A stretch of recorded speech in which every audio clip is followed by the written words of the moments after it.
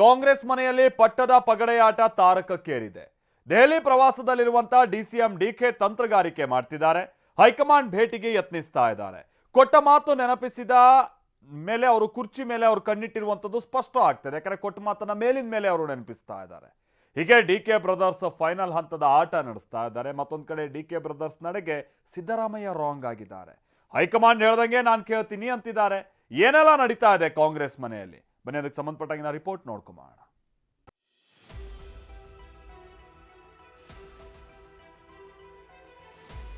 ನೋಡ್ರಿ, ನಾನು ಸಿದ್ದರಾಮಯ್ಯನವರು ಏನ್ ಮಾತಾಡಿದೀವಿ ನನಗೆ ಗೊತ್ತು.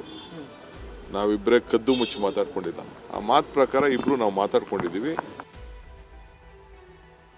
ನಿಧಾನ ಆದ್ರೂ ಕೂಡ ಕೊಟ್ಟ ಮಾತನ್ನ ಉಳಿಸ್ಕೊಳ್ತಾರೆ ಅಂತಕ್ಕಂಥ ಭರವಸೆ ನನಗಿದೆ. ನಾನು ಕಾಲ ಉತ್ತರ ಕೊಡ್ತದೆ ಅಂತ ಹೇಳಿದ್ದೀನಿ. ನಾನು ಹೈಕಮಾಂಡು ಏನ್ ಹೇಳ್ತಾರೆ ಹಂಗೆ ಕೇಳೋದು. ಕಾಂಗ್ರೆಸ್ ಮನೆಯಲ್ಲಿ ತಾರಕಕ್ಕೇರಿದ ಪಟ್ಟದ ಪಗಡೆಯಾಟ. ನೋಡ್ರಿ, ನಾನು ಸಿದ್ದರಾಮಯ್ಯನವರು ಏನ್ ಮಾತಾಡಿದೀವಿ ನನಗೆ ಗೊತ್ತು. ಮತ್ತೆ ಸಿಎಂಗೆ ಕೊಟ್ಟ ಮಾತು ನೆನಪಿಸಿ ಡಿಕೆ ಬ್ರದರ್ಸ್ ಪಟ್ಟು. ನಿಧಾನ ಆದ್ರೂ ಕೂಡ ಕೊಟ್ಟ ಮಾತನ್ನ ಉಳಿಸ್ಕೊಳ್ತಾರೆ ಅಂತಕ್ಕಂಥ ಭರವಸೆ ನನಗಿದೆ. ಹೈಕಮಾಂಡ್ ಹೇಳಿದಂತೆ ಅವರು ಕೇಳಬೇಕು. ಸಿದ್ದರಾಮಯ್ಯ ರಾಂಗ್. ನಾನು ಹೈಕಮಾಂಡು ಏನ್ ಹೇಳ್ತಾರೆ ಹಂಗೆ ಕೇಳೋದು. ಟಿಕ್ ಟಿಕ್ ಟಿಕ್ ಸಮಯ ಜಾರ್ತಿದೆ. ದಿನಗಳು ಕಳೆಯುತ್ತಿದೆ. ಸರ್ಕಾರ ರಚನೆಯಾಗಿ 2.5 ವರ್ಷಗಳು ಕಳೆದಿವೆ. ಅಂದುಕೊಂಡಿದ್ದು ಆಗಿದ್ರೆ ಇಷ್ಟೊತ್ತಿಗೆ ಡಿಸಿಎಂ ಡಿಕೆ ಸಿಎಂ ಆಗಿರ್ಬೇಕಿತ್ತು. ಆದ್ರೆ ಅದ್ಯಾವುದೂ ಆಗದೆ ಹೈಕಮಾಂಡ್ ಮೇಲೆ ನಂಬಿಕೆ ಇಟ್ಟು ಡಿಕೆ ಬ್ರದರ್ಸ್ ಕುರ್ಚಿ ಮೇಲೆ ಕಣ್ಣಿಟ್ಟಿದ್ದಾರೆ. ಪಟ್ಟು ಅಂದ್ರೆ ಪಟ್ಟು, ಬಿಡೋ ಮಾತೇ ಇಲ್ಲ ಅಂತ ಮತ್ತೆ ಸಮರ ಸಾರಿದ್ದಾರೆ. ನೋಡ್ರಿ, ನಾನು ಸಿದ್ದರಾಮಯ್ಯನವರು ಏನ್ ಮಾತಾಡಿದೀವಿ ನನಗೆ ಗೊತ್ತು. ನಾವಿಬ್ಬರೇ ಕದ್ದು ಮುಚ್ಚಿ ಮಾತಾಡ್ಕೊಂಡಿಲ್ಲ. ಆ ಮಾತು ಪ್ರಕಾರ ಇಬ್ರು ನಾವು ಮಾತಾಡ್ಕೊಂಡಿದೀವಿ.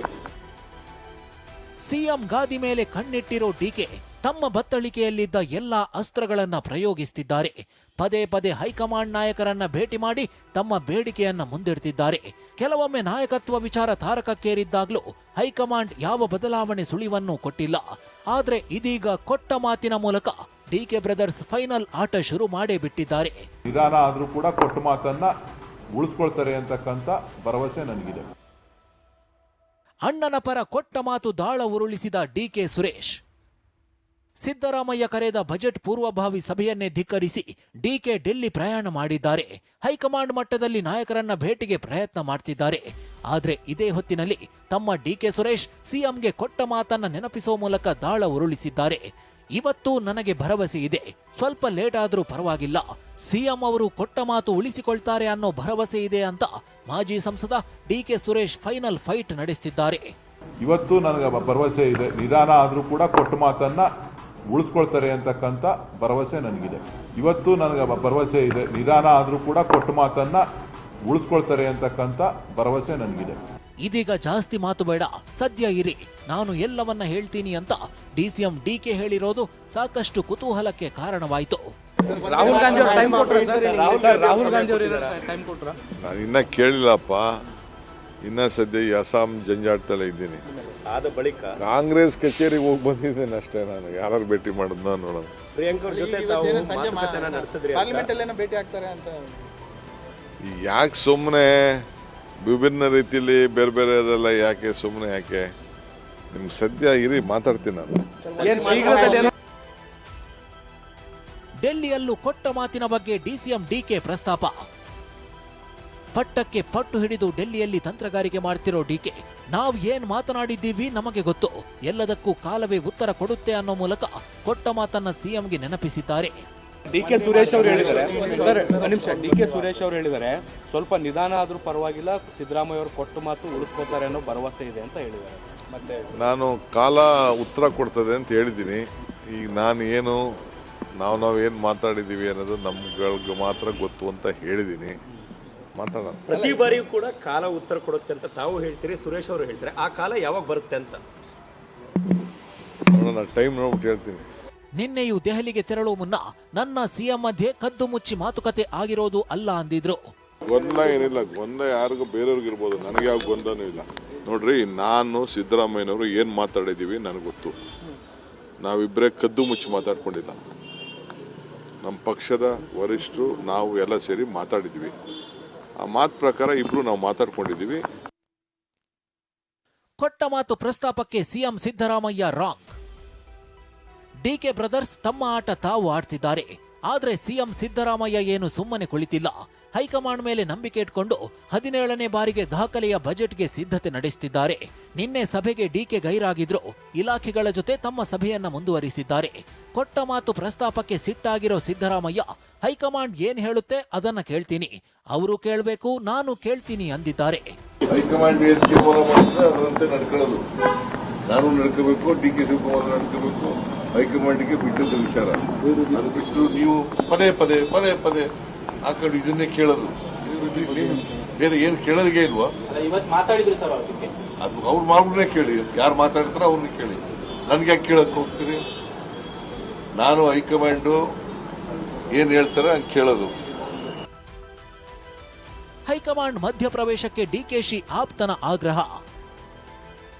ಹೈಕಮಾಂಡ್ ಮೌನದಿಂದ ಪಕ್ಷಕ್ಕೆ ಡ್ಯಾಮೇಜ್ ಆಗ್ತಿದೆ. ಕೂಡಲೇ ಹೈಕಮಾಂಡ್ ಮಧ್ಯಪ್ರವೇಶ ಮಾಡಬೇಕು ಅಂತ ಶಾಸಕ ಎಚ್.ಸಿ. ಬಾಲಕೃಷ್ಣ ಆಗ್ರಹ ಮಾಡಿದ್ರು. ಅದು ಎಲ್ಲರ ಅಭಿಪ್ರಾಯನೂ ಅದೇ ಅಲ್ವಾ? ಅದು ಯಾವ್ರು ಇವ್ರು ಹೇಳೋದ್ರಿಂದ ಪ್ರಯೋಜನ ಆಗೋದಿಲ್ಲ. ಡಿ ಕೆ ಸುರೇಶ್ ಅವರು ಹೇಳಿದ್ರು ಕೂಡ ಪಾಪ ಅವ್ರ ಅಭಿಪ್ರಾಯ ಅವ್ರು ಹೇಳಿದ್ದಾರೆ.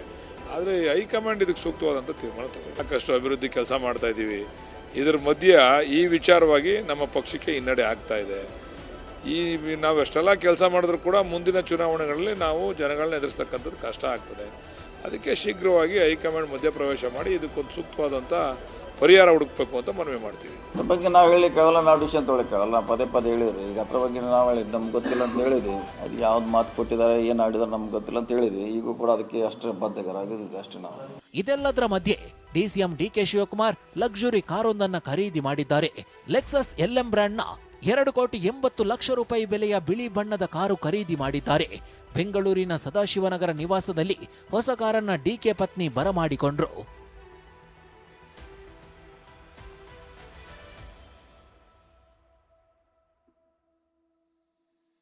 ಅದೇನೇ ಹೇಳಿ ಸಿಎಂಗೆ ಕೊಟ್ಟ ಮಾತು ನೆನಪಿಸಿ ಪಟ್ಟಕ್ಕೆ ಪಟ್ಟು ಹಿಡಿದಿರೋ ಡಿಕೆ ಬ್ರದರ್ಸ್ ಶ್ರಮಕ್ಕೆ ತಕ್ಕ ಪ್ರತಿಫಲ ಸಿಗುತ್ತಾ ಅನ್ನೋದು ಕಾದು ನೋಡಬೇಕಿದೆ. ಪ್ರಸನ್ನ ಗಾಂವ್ಕರ್, TV9 ಬೆಂಗಳೂರು. ಮತ್ತೊಂದು ಕಡೆ ಸಿಎಂ ಆಪ್ತ ಸಚಿವರ ನೇತೃತ್ವದಲ್ಲಿ ವಿದೇಶ ಪ್ರವಾಸ ಬೇರೆ ಶುರುವಾಗ್ತಾ ಇದೆ. ಸಚಿವ ವೆಂಕಟೇಶ್ ಅವರ ನೇತೃತ್ವದಲ್ಲೇ ಫಾರಿನ್ ಟೂರ್ಗೆ ವ್ಯವಸ್ಥೆ ಆಗಿದೆ. ಆಸ್ಟ್ರೇಲಿಯಾ ಹಾಗೆ ನ್ಯೂಜಿಲೆಂಡ್ಗೆ ಸುಮಾರು 25 ಶಾಸಕರುಗಳಿಗೆ ಟಿಕೆಟ್ ಬುಕ್ ಮಾಡಲಾಗಿದೆ ಅನ್ನುವಂಥದ್ದು ತಿಳಿದು ಬರ್ತಾ ಇದೆ.